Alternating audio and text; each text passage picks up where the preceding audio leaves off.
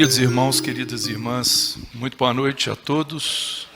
Que Jesus abençoe a todos nós dos dois planos da vida, o plano material, o plano espiritual, que também está repleto de pessoas interessadas ou com necessidades de ter contato com os ensinamentos do Cristo. Então nós viemos aqui para isso, para podermos refletir sobre as ideias que Jesus deixou para nós e avaliarmos o quanto elas realmente nos serão úteis na nossa vida diária e para a nossa evolução espiritual. O meu reino não é deste mundo. Tudo que Jesus nos ensinou, e quando ele expressava a respeito de si mesmo, ele estava falando de nós também. O nosso reino não é desse mundo. Só que nós precisamos entender como é que isso vai se processar nas diversas etapas das nossas vidas. Hoje nós estamos num patamar na vida do espírito, na matéria, mas não será sempre assim. Então, para que a gente consiga contextualizar essa frase de Jesus, que foi usada por Allan Kardec para constituir o segundo capítulo de O Evangelho segundo o Espiritismo, nós gostaríamos de iniciar mostrando esse contexto no Novo Testamento. Então vamos apresentar o capítulo 18 de João. Esse trecho vem no momento que Jesus estava sendo preso. Jesus iria iniciar aquele processo sacrificial para poder coroar a sua missão no planeta, nas zonas materiais do planeta. Então vamos ler pacientemente para a gente poder acompanhar onde que isso se insere. Depois levaram Jesus da casa de Caifás para a audiência, e era pela manhã cedo, e não entraram na audiência para não se contaminarem, mas para poderem comer a Páscoa. Então era um dia anterior à Páscoa. Caifás, sumo sacerdote judeu, e a audiência ia ser justamente aquela formalidade de um julgamento para condenar Jesus. Então era o início da manhã, mas esses judeus não entraram no recinto, porque o recinto era o pretório, para não se contaminarem. É você deixar de cumprir ou de exercer um rito que estava prescrito. Isso era impureza legal. Então, por exemplo, a pessoa que trabalhasse no sábado estaria cometendo uma impureza legal, estaria cometendo um crime contra a religião judaica. Então Pilatos saiu fora e disse-lhes: que acusação trazeis contra este homem? Porque Pilatos era romano e não queria se envolver com o julgamento. Responderam e disseram-lhe: se este não fosse malfeitor, não te entregaríamos. Ou seja, querendo afiançar que eles estavam levando um homem que havia cometido um crime. Mas isso era do interesse dos judeus, porque Jesus estava desafiando aquela religião formal do judaísmo, não é? Disse-lhes, pois, Pilatos: levai-o vós e julgai-o segundo a vossa lei. Disseram-lhe então os judeus: a nós não nos é lícito matar pessoa alguma, para que se cumprisse a palavra que Jesus tinha dito, significando de que morte havia de morrer. Isso é o registro de João. Então os judeus não se achavam com autoridade para executar, eles tinham que ter a autorização do Estado romano. Tornou, pois, a entrar Pilatos na audiência e chamou Jesus e disse-lhe: tu és o rei dos judeus? Respondeu-lhe Jesus: tu dizes isso de ti mesmo, ou disseram-te outros de mim? É uma pergunta que Jesus fez que depois nós vamos analisar. Pilatos respondeu: porventura sou eu judeu? A tua nação e os principais dos sacerdotes entregaram-te a mim. Que fizeste? Aí é que Jesus dá essa resposta. O meu reino não é deste mundo. Se o meu reino fosse deste mundo, combateriam os meus servos, para que eu não fosse entregue aos judeus. Mas agora o meu reino não é daqui. Disse-lhe, pois, Pilatos: logo tu és rei? Jesus respondeu: tu dizes que eu sou rei. Eu para isso nasci, e para isso vim ao mundo, a fim de dar testemunho da verdade. Todo aquele que é da verdade, ouve a minha voz. Bom, então vamos seguir adiante aqui na apresentação. Então, Jesus, diante de Pilatos, foi chamado para ser interrogado dentro de uma formalidade. Ele estava num julgamento formal com os acusadores judeus e os romanos como sendo aqueles que detinham o poder naquele território. O Sinédrio, que é como se fosse a Câmara, né, como nós temos hoje a Câmara dos Deputados, né, toda a política da nossa contextualização civil, o Sinédrio não contava com a prerrogativa de executar sentenças de morte. Daí precisar recorrer à autoridade romana. A autoridade romana podia acatar ou recusar. Mister, pois, ser bem fundamentada a acusação. Para mais impressionar, mantiveram preso algemado. Então os judeus mantiveram Jesus algemado para poder certificar Pilatos de que ele era um criminoso. Mas estava só aquela situação que a gente tinha uma pessoa inocente e os acusadores todos ali ávidos para que acontecesse essa condenação, não é? Era a véspera da Páscoa judaica, daí não desejarem os judeus entrar no pretório para não se contaminarem legalmente, como nós já explicamos. Jesus é então questionado se seria o rei dos judeus.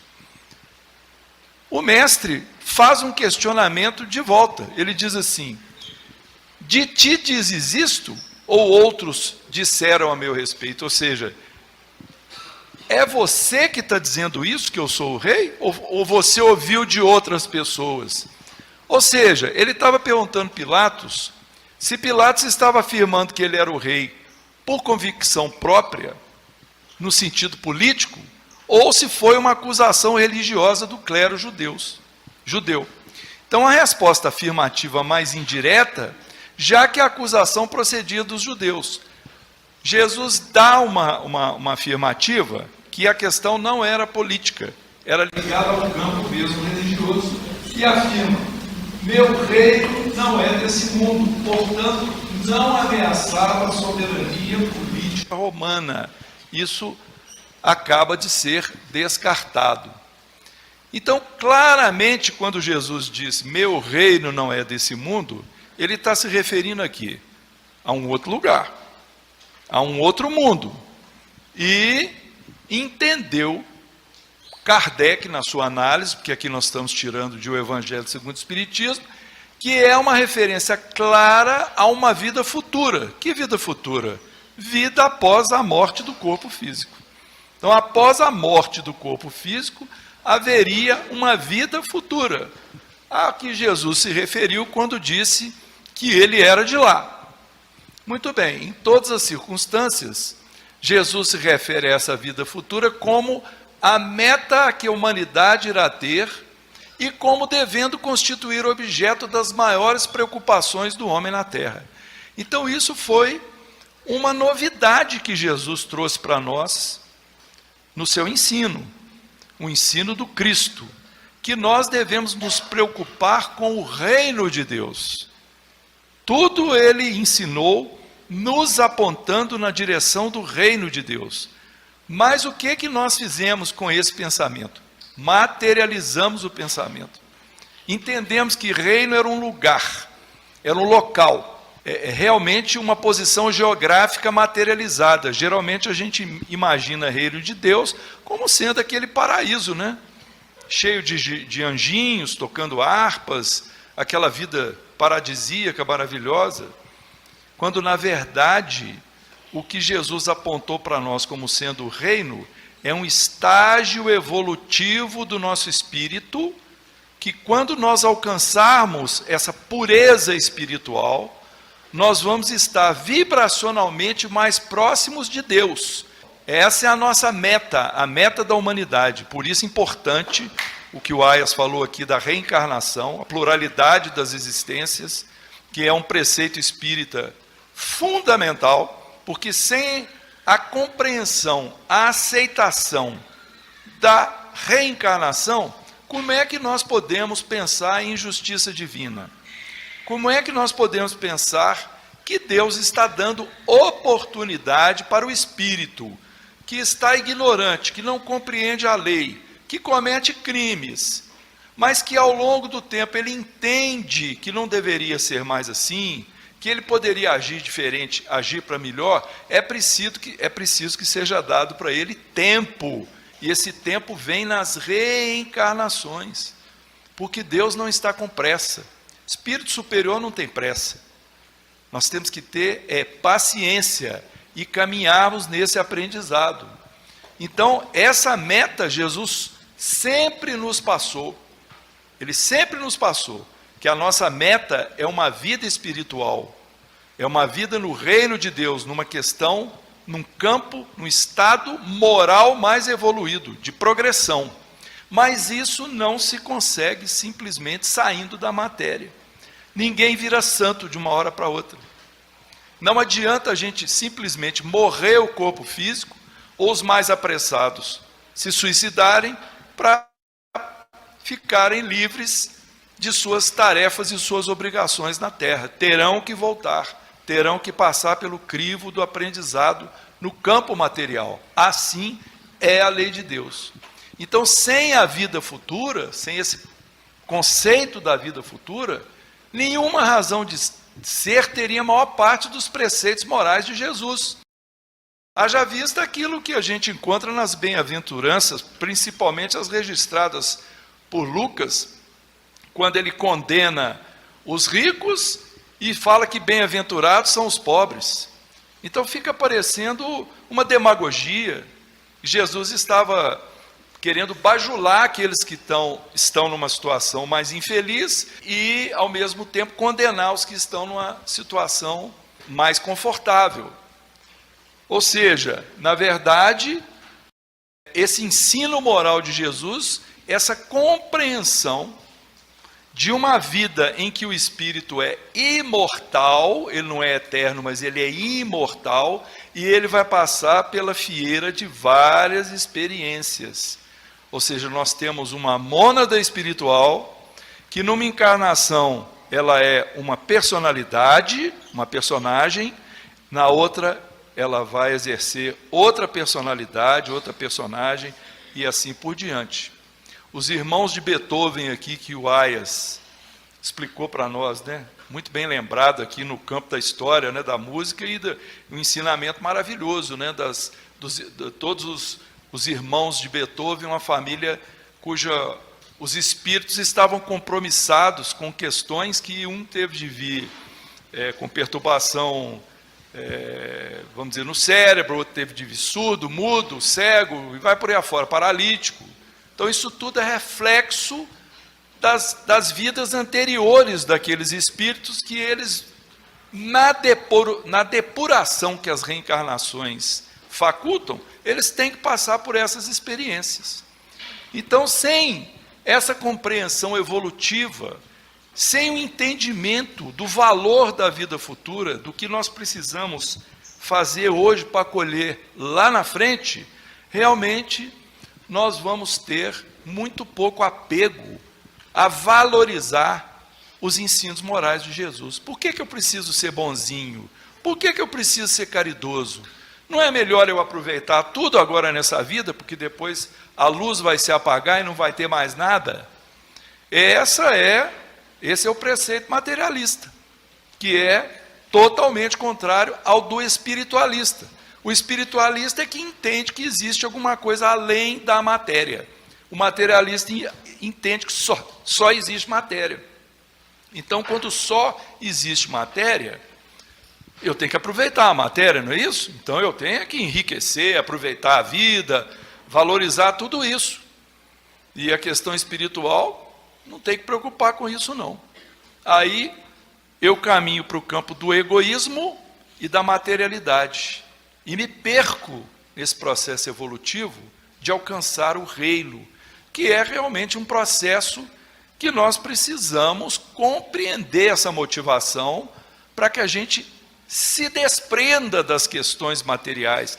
O desprender da questão material não é fazer voto de pobreza, entregar tudo que eu tenho, mas é aprender aos poucos a valorizar mais o que é espiritual, convivendo com a matéria. E não dar tanta importância para a matéria como a maioria de nós o faz, ainda fazemos. Então, por isso que nós precisamos levar muito em conta esse preceito da vida futura. O princípio da vida futura tem de ser o ponto de mira de todos os homens. Só ele justifica as anomalias da vida terrena e se mostra de acordo com a justiça de Deus. Por que que um nasce perfeitinho e o outro nasce todo deformado? Por que que um perece depois de alguns poucos anos de vida e outros são longevos? Isso não é Deus escolhendo as situações, é o próprio Espírito se lançando em razão das experiências anteriores que ele passou nas suas vidas. Então as reencarnações vão apontando, vem um determinismo pela lei de causa e efeito. Eu fiz assim, vou ter que reparar assado. É assim que a coisa funciona. Mas também alertamos, não é olho por olho, dente por dente. Não é essa lei de talião que nós temos que pagar exatamente pelo crime que nós cometemos com a mesma moeda. Não, porque nós temos o campo do atenuante. A partir do momento que nós compreendemos que certas coisas que nós fizemos estão erradas, nós podemos agir de forma contrária.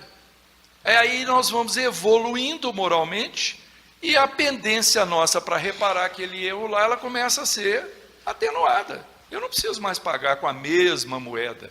Eu já tenho a compreensão de que o que eu fiz foi errado. Então, por isso, é muito importante a gente estudar e entender esse processo, porque é a benefício de nós mesmos. Então, os judeus tinham ideias muito imprecisas sobre a vida futura. Acreditavam nos anjos, considerando-os seres privilegiados da criação.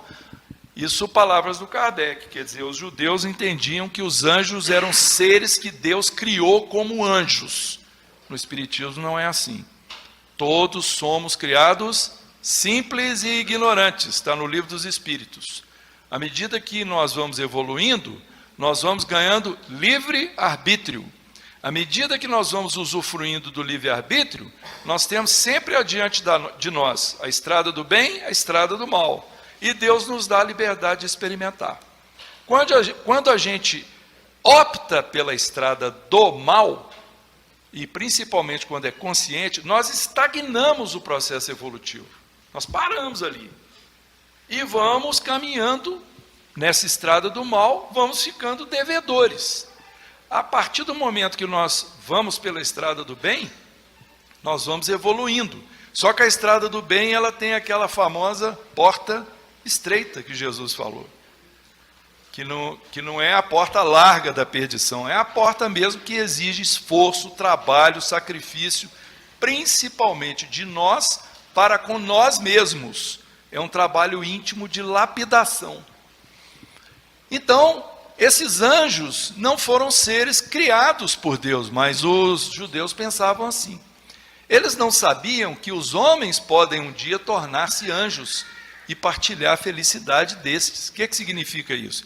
Que no processo evolutivo, quando nós alcançarmos a perfeição, podemos dizer que nós nos tornamos anjos, seres espirituais imaculados. Essa é a nossa meta, mas ela não depende de um gesto de Deus para que a gente se transforme. Ela depende do meu esforço, o esforço de cada um, para ir se libertando das suas más tendências, más inclinações, para nós alcançarmos essa perfeição. Então os judeus criam que a observância das leis de Deus era recompensada com bens terrenos, com a supremacia da nação, com vitória sobre os inimigos. Então era algo muito materialista, que ainda tem por aí, né? Ainda tem muito isso por aí, muitas nações, as pessoas pensam assim.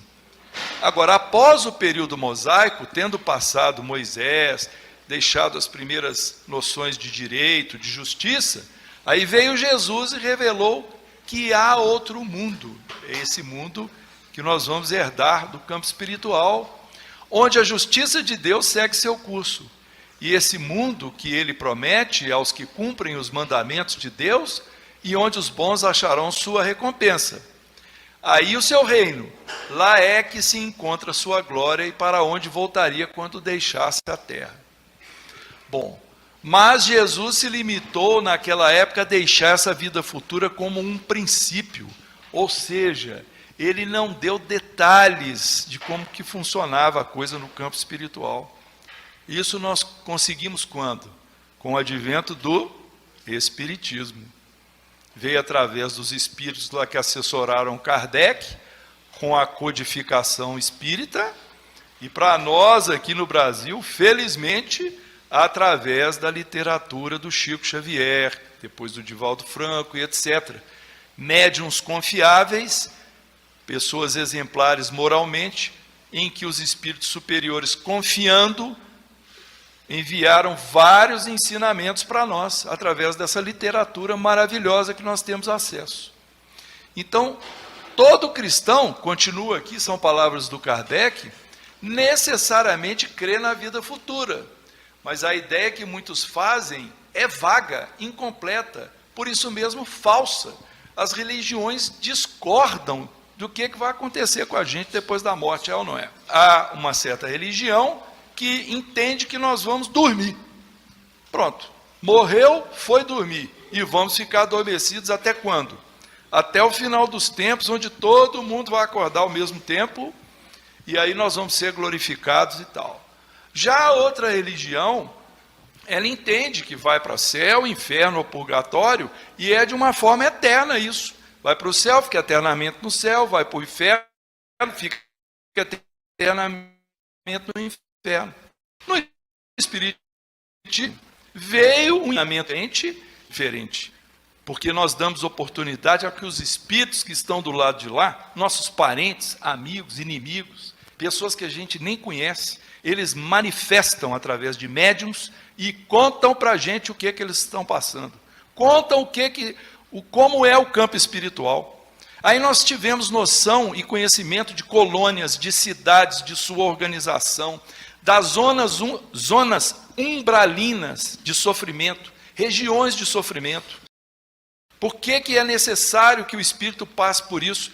Mas veio também um ensinamento maravilhoso, que não são situações eternas. Mesmo aqueles que estão numa colônia espiritual maravilhosa, muito boa, eles podem evoluir ainda muito mais em direção à perfeição. E aqueles que estão lá nas zonas umbralinas, nas trevas, nas cavernas, ou que estão sendo escravizados por entidades perversas, porque muitos espíritos estão no campo espiritual igual robô. Eles estão sendo ordenados a fazerem tal ou tal atitude de vingança, de ataque a determinado lar, a determinada pessoa, porque eles entendem que vão receber algum pagamento. E geralmente esse pagamento não é material. É tipo assim, uma promessa de que alguma coisa que ele quer para destruir alguém também vai acontecer. E assim, quem está ligado às trevas vai se malcomunando e essas organizações vão funcionando.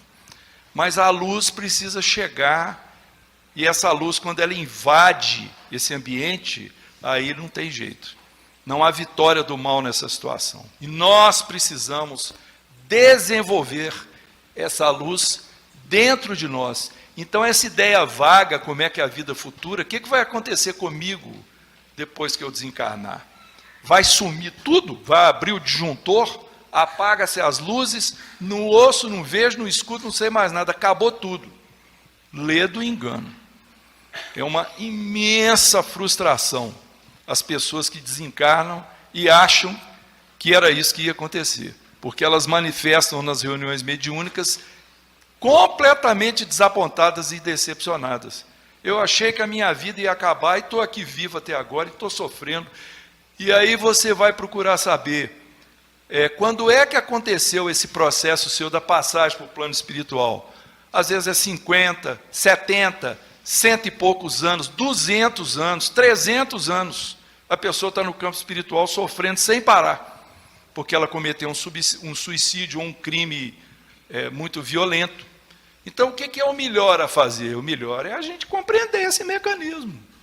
Entender, sairmos dessa ignorância desse processo da passagem para o campo espiritual, do que acontece lá, porque essas coisas não são explicadas pelo Espiritismo para nos tornar pessoas tementes, atemorizadas. Não, é para a gente saber usar uma inteligência espiritual com sabedoria, saber que passo que eu estou dando para favorecer a mim e aqueles que eu amo. Então, nessa questão, olha, para um grande número de pessoas, não há tal respeito a respeito da vida futura, mais que uma crença, balda de certeza absoluta, onde as dúvidas e mesmo a incredulidade. Então, muitas vezes as pessoas só deixam para se preocupar com isso na hora que já estão lá no leito de morte. Ou quando tem alguma pessoa muito querida que está migrando para o campo espiritual. O que será que vai acontecer com ela? Será que esse afastamento da pessoa que eu amo vai ser eterno? Eu não vou poder vê-la de novo, não? Eu gosto tanto dela, eu desenvolvi tanto amor por ela, não vou poder me encontrar, revê-la? O Espiritismo mostra que sim, vai poder sim. Dentro de certas condições, vai ser possível sim. Então o Espiritismo veio completar o ensino do Cristo, fazendo quando os homens já se encontram maduros bastante para aprender a verdade. Na época de Jesus, não tinha essa maturidade de pensamento igual nós estamos aqui hoje, que o Espiritismo trouxe. Não tinha como Jesus explicar esses detalhes para as pessoas. Talvez, provavelmente, ele explicou para o grupo iniciático dele, o colégio iniciático dos apóstolos. Aí para um ou para outro, ele explicou, não é? Agora, não tinha como ele falar isso para uma multidão e convencer todo mundo, quantas pessoas tinham ideias extremamente arraigadas sobre certas coisas. Então, com o Espiritismo, a vida futura deixa de ser só um artigo de fé. Eu acredito na vida futura. Não, não é só isso, não. Uma hipótese, é uma realidade material que os espíritos desencarnados demonstram. É o que nós falamos. Os espíritos desencarnados manifestam-se em reuniões mediúnicas no Brasil todo, para todo lugar. Aqui nessa casa deve ter dezenas de reuniões mediúnicas, em vários horários, com médiuns dedicados. Não são pessoas especiais, são pessoas como nós, que se descobre que tem o potencial mediúnico, essa nuance, que não é nenhum poder, não é nada extraordinário, é como ter um braço, ter uma perna, ter uma orelha, aí tem mediunidade. É uma característica daquela pessoa reencarnada. Ela vê, ela ouve espírito. Então, qual que é o diferencial da casa espírita? É que você reúne as pessoas num ambiente de respeito, de oração e com o objetivo de ajudar quem está no campo espiritual. Fazer caridade pelos que já desencarnaram. O Evangelho segundo o Espiritismo, então, começa a falar a respeito da realeza de Jesus. O Kardec achou importante apontar isso. Então, quanto ao reino, claro que se refere ao plano espiritual, domínio exercido sobre os espíritos, pouco importando o que acontecia com os corpos físicos. A matéria deixa de ser importante. Os espíritos que dão muita importância para o seu corpo físico, geralmente são vistos por médiuns videntes lá nos cemitérios, presos lá nos túmulos, lá, junto do corpo, não consegue se libertar do corpo. O corpo já apodreceu, já está lá, não quer sair de lá. Nós acompanhamos um caso que nós achamos que foi talvez o mais interessante. Era um espírito ligado ao esqueleto dele. E sabe onde estava o esqueleto? Estava numa universidade, numa cidade do interior, acho que de São Paulo, e ele estava pendurado numa exposição numa sala de aula, numa turma de anatomia, sei lá o quê. E tal espírito lá conversou com a gente, não posso sair, eles estão aqui, vem os alunos aqui. Até a gente entender o que era isso. Preso mentalmente no corpo. É um apego à matéria, que aí, através da reunião, na conversa com os espíritos, ele é orientado e essa prisão, esse elo se desata. E ele aí segue adiante. Isso passam-se décadas, às vezes séculos, com o espírito nessa condição. Então, vejam bem, uma consideração a respeito do título de rei atribuído a Jesus, com sentido pejorativo pelos judeus, né? Os judeus penduraram lá, rei dos judeus, né? Aquela placa, sem compreendê-lo por Pilatos, ou foram os romanos, né, que colocaram, e com todo o conhecimento de causa por Jesus. Jesus sabia que ele era rei, mas não era um rei do jeito que nós imaginamos, né? Um rei que está de ostentação. Então, a sua declaração de que seu reino não é desse mundo é uma confirmação tácita de que realmente ele é rei, embora o seu reino não pertença à vibração pesada do plano material dos corpos físicos. Então, nós temos que descobrir onde é que é esse reino. E esse reino é isso que nós explicamos, né? É um reino num campo evolutivo. Não seria muito mais lógico e conveniente deduzir que Jesus veio, ou Cristo veio, para estabelecer na Terra um reino que não era da Terra, mas deveria desenvolver-se aqui mesmo, nesse planeta? Então o reino não é daqui, mas ele tem que ser desenvolvido aqui. Não tem como a gente sair daqui e ir direto para esse tal reino dos céus, ou reino de Deus. Nós temos que desenvolvê-lo em nós. E isso Lucas registrou, quando ele colocou as palavras de Jesus assim: o reino de Deus não vem com aparências exteriores, o reino de Deus está dentro de vós. Palavras de Jesus. O reino de Deus tem que estar aqui dentro. O nosso olhar tem que ser para dentro. Quando a gente quiser falar com Deus, nós temos que falar com Ele aqui dentro, porque o dentro tem que manifestar essa divindade.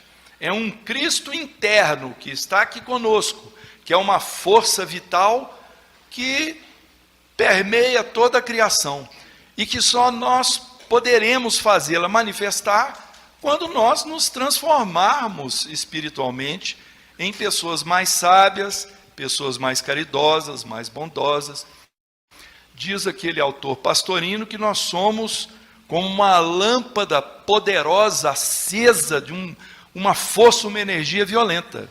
Nós somos essas lâmpadas, mas temos uma camada de barro dessa grossura em volta da lâmpada.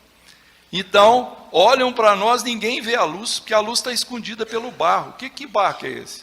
É o barro das nossas próprias imperfeições. Então, quem que tem que tirar esse barro para poder fazer a luz aparecer? Jesus falou assim: brilhe vossa luz diante dos homens, para que eles vejam as suas boas obras. Então, nós é que precisamos fazer esse trabalho de lapidação em nós mesmos, com a perspectiva da vida futura. A ideia clara e precisa que se faça da vida futura proporciona inabalável fé no porvir. Se a gente tiver essa convicção, nós vamos ter fé, convicção do nosso futuro. Uma fé que acarreta enormes consequências sobre a moralização dos homens, porque muda completamente o ponto de vista sobre o qual encaram eles a vida terrena. Então, a vida terrena, quando a gente tem esse foco que vai haver uma vida futura, ela passa a ter uma importância menor do que a gente dava antes. Ela é importante para o nosso desenvolvimento, mas não é tudo que a gente vai ter, não. Nós vamos ter uma vida no campo espiritual. Então, para quem se coloca pelo pensamento na vida espiritual, isso aqui são palavras do Kardec, tá? Que é indefinida, a vida corpórea se torna simples passagem, uma breve estada num país ingrato. Então, quando o foco é a vida futura, a gente sabe que nós estamos aqui temporariamente e que se a gente souber se conduzir aqui, nós haveremos de colher frutos mais tarde em nosso favor. Então, não vai ter nada mais aterrador na morte. E a morte, eu tenho repetido muito isso aqui, porque não sei se é porque a nossa cabeça já habituou, não é habituar com a morte, mas habituou com esse processo da morte e esse processo evolutivo, que muitos de nós, e talvez haja irmãos e irmãs que pensem assim, nós temos observado, quando se fala em morte, por exemplo, fulano morreu, alguém num grupo de WhatsApp lá, fulano morreu. Só que o fulano, ele não é chegado com ninguém, é só um colega que as pessoas conheciam, não tem um sentimento assim, né? Ah, morreu, não, fulano morreu. Sempre tem alguém que põe assim, que triste. O que é isso? É uma associação automática de tristeza por um evento natural que é a desencarnação. Então, só porque desencarnou é triste. Nós podemos pensar que a desencarnação é algo natural. Ela não tem que ter alguma associação necessariamente com tristeza. Porque todos nós temos uma programação de tempo aqui na nossa encarnação. Nós estamos programados para viver um certo número de anos aqui. Depois não tem jeito, vamos ter que voltar. Vamos ter que voltar. E esse processo da volta, ele precisa ser compreendido, porque muitas vezes não vai ser dentro de uma expectativa que talvez a gente preferisse ou gostasse, né? Pode ser de uma forma que a gente considere traumática ou dolorosa, ou que dure muitos anos, o processo de desencarnação paulatino, mas isso tudo tem a ver com o nosso próprio passado, e o passado implica o que vai acontecer comigo depois, porque é tudo planejado por uma sabedoria divina que está muito acima de nós. Então não há assim uma aleatoriedade, a coisa não é feita assim ao acaso, é feito dentro dessa inteligência, não é? Agora, sem a perspectiva da vida futura, as pessoas que vivem sem essa perspectiva, pelo simples fato de duvidar da vida futura, então por isso muitos de nós sofremos com perdas materiais, com divisão de bens que ficou para A ou para B, e nós ficamos indignados, por que não foi para mim, por que eu não aproveitei? É preciso parar e pensar, Deus está fazendo isso por algum motivo, eu preciso aprender a superar essa minha maneira de pensar, essas minhas expectativas, não é? Então, colocando o ponto de vista onde se considera a vida corpórea, no mesmo lugar que ela aí se encontra, vastas proporções assume tudo que o rodeia. O mal que o atinja, como o bem que toca aos outros, grande importância adquire aos seus olhos.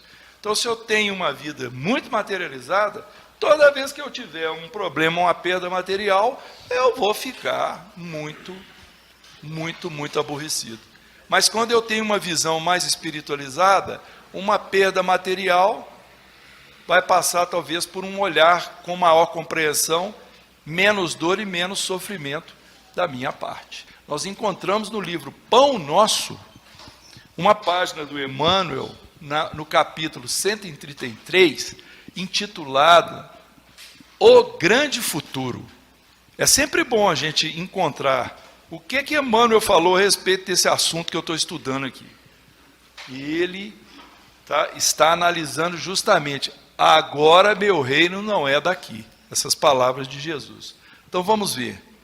Desde os primórdios do cristianismo, observamos aprendizes que se retiram deliberadamente do mundo, alegando que o reino do Senhor não pertence à terra.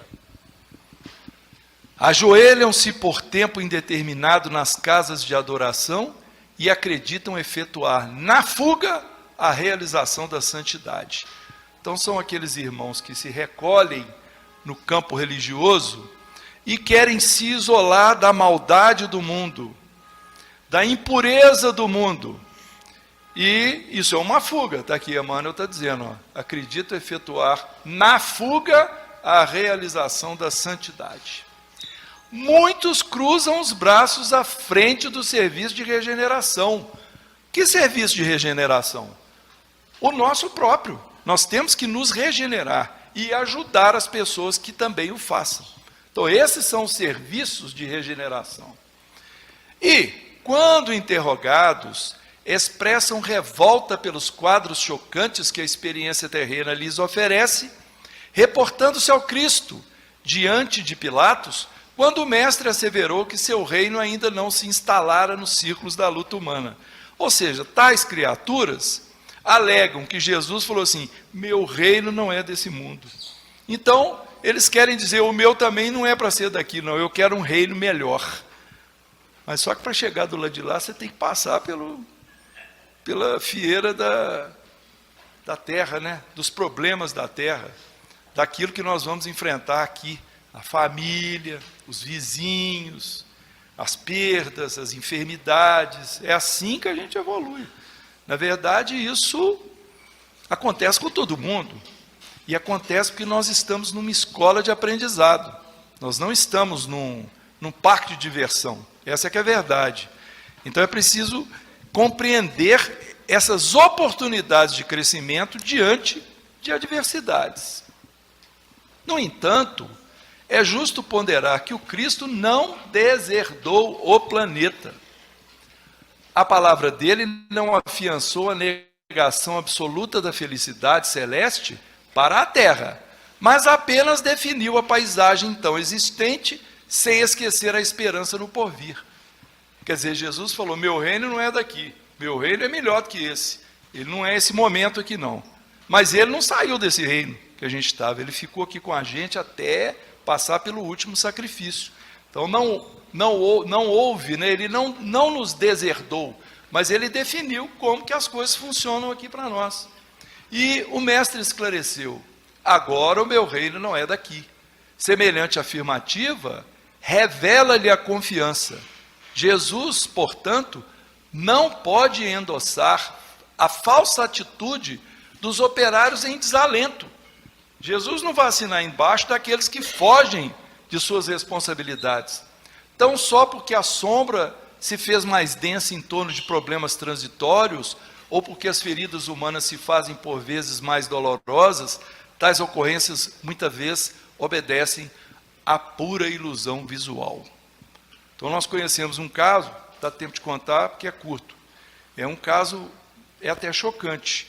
É uma pessoa ligada ao nosso conhecimento que foi acompanhar a filha que estava grávida, mas a filha estava doente. E ele foi acompanhar essa filha, ter a criança num hospital lá de São Paulo. Mas parece que esse pai, ele não estava acostumado com as coisas darem errado na vida dele, estava acostumado com tudo certinho. Qual foi a solução que ele encontrou? Foi o pior possível. Ele, em vez de se mandar ao lado da filha e ajudá-la, ele aproveitou um momento que ele voltou para o hotel e pulou lá de cima e suicidou.